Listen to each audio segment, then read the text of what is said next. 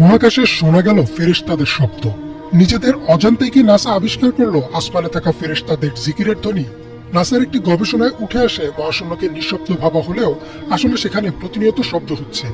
গবেষকরা সেই শব্দ শুনে বলছেন যেন বিলিয়ন বিলিয়ন মানুষ একসঙ্গে গান গাইছেন।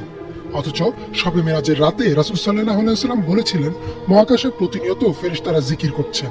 তবে কি এবার রেকর্ড করা হলো ফেরেশতাদের জিকিরের ধ্বনি?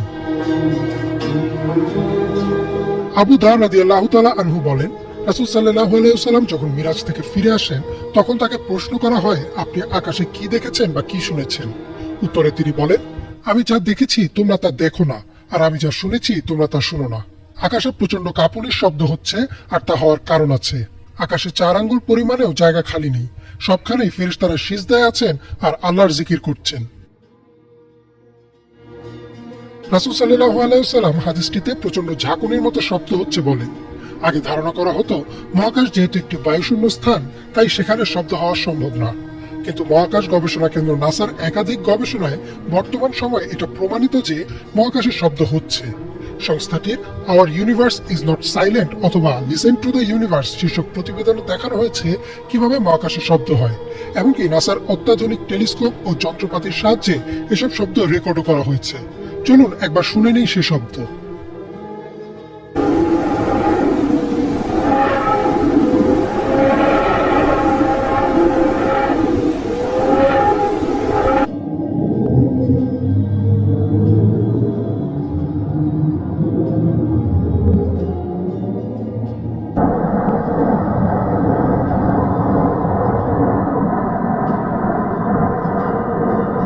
গবেষকরা বলছেন মহাকাশে মুক্তভাবে ছড়িয়ে ছিটিয়ে থাকা বিভিন্ন কণা বা নক্ষত্রের রেডিয়েশনের কারণে এই কম্পন বা ভাইব্রেশন সৃষ্টি হয়।